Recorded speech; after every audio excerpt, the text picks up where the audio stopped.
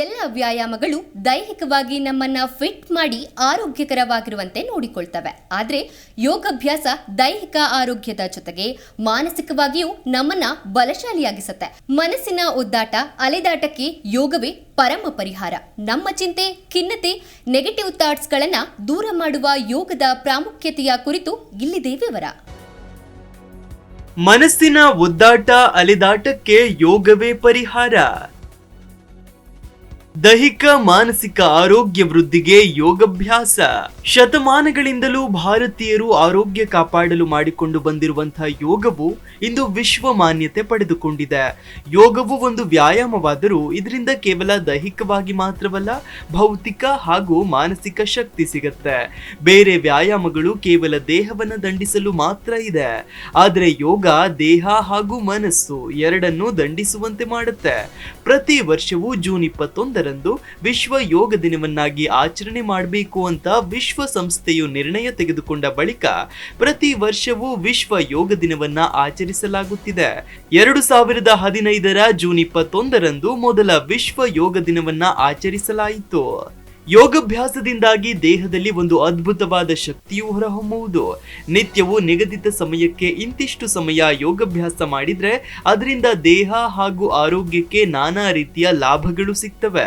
ಯೋಗಾಭ್ಯಾಸವನ್ನ ಪಾಲಿಸಿಕೊಂಡು ಹೋದ್ರೆ ಅದರಿಂದ ಒಳ್ಳೆಯ ಹವ್ಯಾಸ, ಶಿಸ್ತು ಮತ್ತು ಭಾವನಾತ್ಮಕವಾಗಿ ಹೆಚ್ಚು ಬೆಸೆದುಕೊಳ್ಳುವಂತೆ ಮಾಡುತ್ತೆ.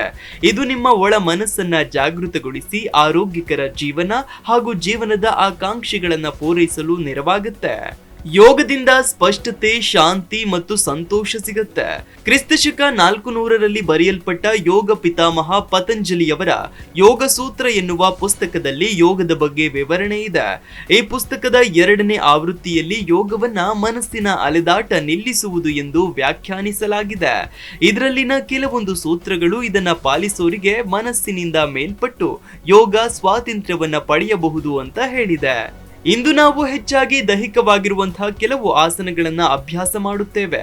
ಯೋಗಾಭ್ಯಾಸದಲ್ಲಿ ನೀವು ತೊಡಗಿಸಿಕೊಂಡರೆ ಆಗ ಅದರಿಂದ ನಿಮ್ಮ ದೈಹಿಕ ಹಾಗೂ ಸಂಪೂರ್ಣ ಆರೋಗ್ಯದ ಮೇಲೆ ಒಳ್ಳೆಯ ಪರಿಣಾಮ ಬೀರುವುದು. ನಿಮ್ಮನ್ನ ನೀವು ಶಕ್ತಿಶಾಲಿಯಾಗಿಸಲು ಯೋಗವು ಹಲವಾರು ವಿಧಾನ ಹಾಗೂ ಮೂಲವನ್ನ ಹೊಂದಿದೆ. ಇದರಿಂದ ನೀವು ಯೋಗಾಭ್ಯಾಸ ಮಾಡಿಕೊಂಡು ದೇಹ ಮತ್ತು ಮನಸ್ಸನ್ನ ನಿಯಂತ್ರಣದಲ್ಲಿಟ್ಟುಕೊಳ್ಳಬಹುದು. ನಾವಿಂದು ವಾಸಿಸುವಂತಹ ಜಗತ್ತು ತುಂಬಾ ವೇಗ ಹಾಗೂ ಒತ್ತಡದಿಂದ ಕೂಡಿದೆ. ಇದರಿಂದ ನಮ್ಮ ಮನಸ್ಸು ಮತ್ತು ನರ ವ್ಯವಸ್ಥೆಯು ಪದೇ ಪದೇ ಉತ್ತೇಜಿಸಲ್ಪಡುವುದು. ಯೋಗದಿಂದ ಮನಸ್ಸಿನ ಮೇಲೆ ನಿಗ್ರಹ ಸಾಧಿಸಿ ಅದನ್ನು ನಿಧಾನವಾಗಿಸಿಕೊಂಡು ಸಮತೋಲನ ಕಾಪಾಡಬಹುದು. ಯೋಗದ ಬೆಳವಣಿಗೆ ಮತ್ತು ಜನಪ್ರಿಯತೆ ದಿನೇ ದಿನೇ ಭಾರಿ ಪ್ರಮಾಣದಲ್ಲಿ ದುಪ್ಪಟ್ಟಾಗಿ ಬೆಳವಣಿಗೆ ಕಾಣುತ್ತಿದೆ. ಯೋಗದಿಂದ ಆಗುವ ಲಾಭ ಮತ್ತು ಮಾನಸಿಕ ಶಾಂತಿಯು ಇದರ ಜನಪ್ರಿಯತೆಯಲ್ಲಿ ಪ್ರಮುಖ ಪಾತ್ರ ವಹಿಸಿದೆ. ಯೋಗವು ದೈಹಿಕವಾಗಿ ಹಲವಾರು ರೀತಿಯ ಲಾಭಗಳನ್ನು ನೀಡುತ್ತೆ.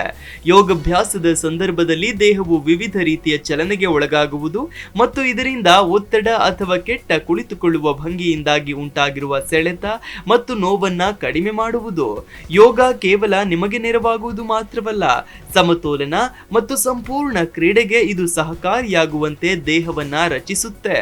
ಯೋಗದ ಮತ್ತೊಂದು ಪ್ರಮುಖ ಲಾಭವೆಂದರೆ ಇದು ಒತ್ತಡ ಕಡಿಮೆ ಮಾಡಲು ಸಹಕಾರಿ. ಅತಿಯಾದ ಒತ್ತಡ ನಿಮ್ಮ ನರ ವ್ಯವಸ್ಥೆಯ ಮೇಲೆ ಪರಿಣಾಮ ಬೀರುತ್ತೆ. ಇದರಿಂದ ಗಮನ ಕೇಂದ್ರೀಕರಿಸಲು ಮತ್ತು ಸರಿಯಾಗಿ ನಿದ್ರಿಸಲು ಆಗುವುದಿಲ್ಲ. ಯೋಗಾಭ್ಯಾಸದ ವೇಳೆ ಮಾಡಲ್ಪಡುವಂತಹ ಕೆಲವು ಉಸಿರಾಟದ ಅಭ್ಯಾಸದಿಂದಾಗಿ ಹೃದಯ ಬಡಿತ ಕಡಿಮೆ ಮಾಡುತ್ತೆ. ಹಾಗೆಯೇ ನರ ವ್ಯವಸ್ಥೆಯು ತುಂಬಾ ಆರಾಮವಾಗಿ ಇರುವಂತೆ ನೋಡಿಕೊಳ್ಳುತ್ತೆ. ಇದರಿಂದ ಒಳ್ಳೆಯ ನಿದ್ರೆ ಮತ್ತು ಗಮನ ಕೇಂದ್ರೀಕರಿಸಲು ಸಹಕಾರಿ. ಆಧ್ಯಾತ್ಮಿಕವಾಗಿ ಹೆಚ್ಚು ಆಸಕ್ತಿ ಹೊಂದಿರುವಂತಹ ಜನರು ಯೋಗಾಭ್ಯಾಸದಿಂದಾಗಿ ದೈಹಿಕ ಲಾಭಕ್ಕಿಂತಲೂ ಹೆಚ್ಚಿನದನ್ನ ಪಡೆಯುತ್ತಾರೆ. ಇದರಿಂದ ಅವರಿಗೆ ದೀರ್ಘವಾಗಿ ಆಧ್ಯಾತ್ಮದಲ್ಲಿ ತೊಡಗಿಕೊಂಡು ತಮ್ಮ ಇಚ್ಛೆ ಮತ್ತು ಒಳ ಮನಸ್ಸಿನ ಸಂಪೂರ್ಣ ಸಂಪರ್ಕಕ್ಕೆ ಬರಬಹುದು. ದೇಹದ ಭಂಗಿ ಮತ್ತು ತೂಕ ಕಡಿಮೆ ಮಾಡಲು ಬಯಸುವವರು ಹಾಗೂ ದೇಹದ ಚಲನಶೀಲತೆ ಹೆಚ್ಚಿಸಲು ಬಯಸುವವರು ಯೋಗಾಭ್ಯಾಸವನ್ನ ಮಾಡಬಹುದು. Desk bureau, Zee Kannada news. Zee Kannada news ಈಗ ನಿಮ್ಮ ಮನೆಯಲ್ಲೇ ನೋಡಿ. ಎಲ್ಲ ಕೇಬಲ್ಗಳಲ್ಲಿ ಈಗ ಲಭ್ಯ.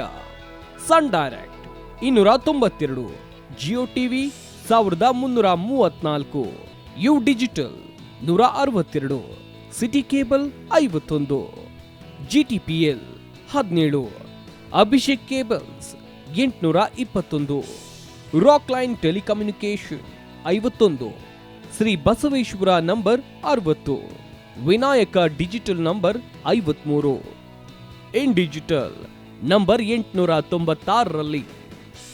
ನಿಮ್ಮಿಸ್ತದ ಜಿ ಕನ್ನಡ ನ್ಯೂಸ್ ನೋಡಿ ಆನಂದಿಸಿ.